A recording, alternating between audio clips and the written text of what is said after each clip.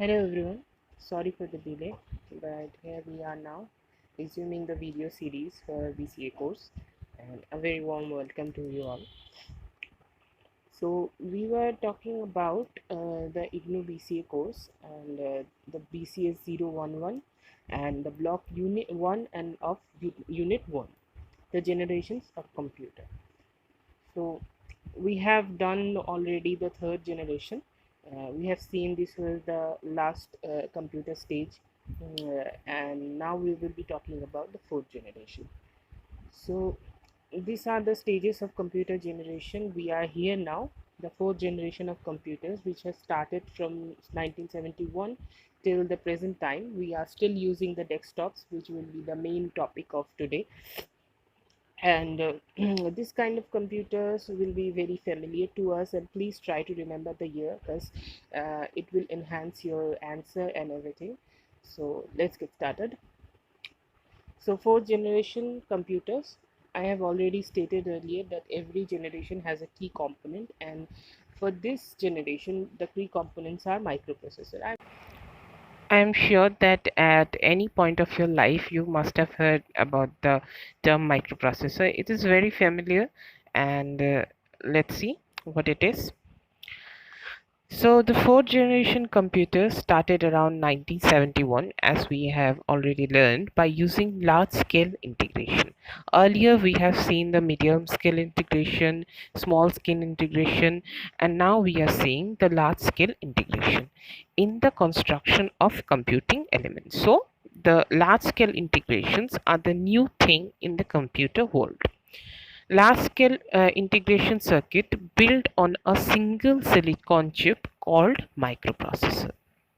So now what we are doing, we are taking a single silicon chip, we are doing some large-scale integration on it and putting every component of the computer on it, like all the ALU components and the memory components, one in a single chip. So as they are small in the size and they are mini size processors, so they are called microprocessors.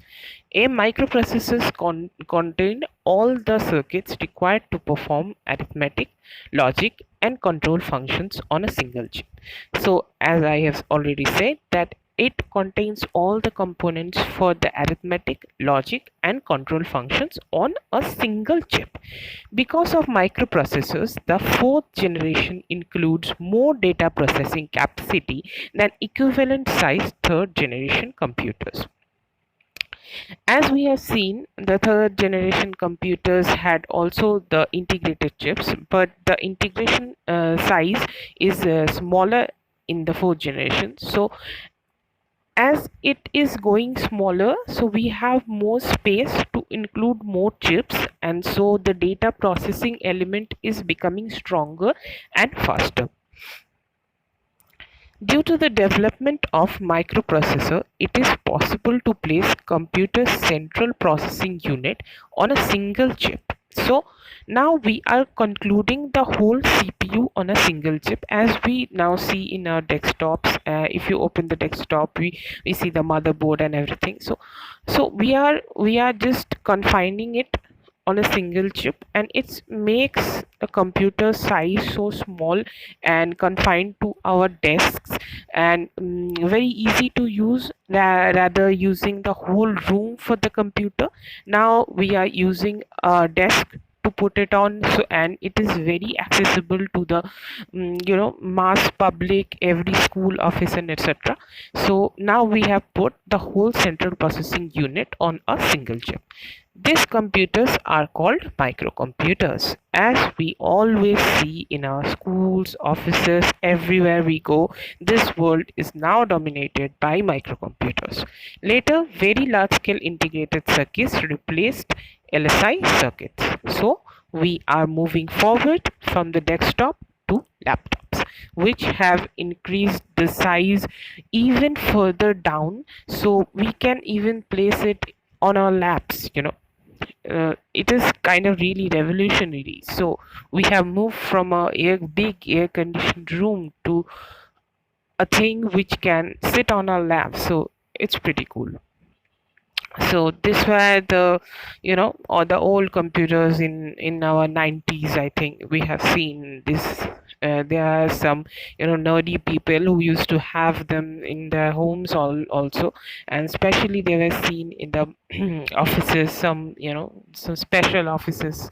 And these are the desktops. I think we all have had this at any point of our time. So let's see what the evolution it caused to the computers, as microprocessors was a big leap for the world of computer. The major innovations in this generation were development of microelectronics. So microprocessors led to microelectronics, and the different areas in computer technology such as multiprocessing, multiprogramming, time sharing, operation speed, and virtual storage. So what they are: multiprocessing, like you are playing song on your computer and working on some program. It's multiprocessing, and also multiprogramming. So your computer is running two softwares as at one time, so that needs a lot of speed, lot of RAM, and a lot of CPU power actually. And time sharing. So now we see the time sharing networks. We see, like, with one CPU, like two or three people can work at a time with one CPU, connected to one CPU. So they share the CPU, and CPU continuously simultaneously processes the data for one or two or both or more than three machines, like of whatever the power the CPU has. And also the operating speed is very fast. We see, everything just runs smoothly if your computer is powerful enough to whatever you are doing.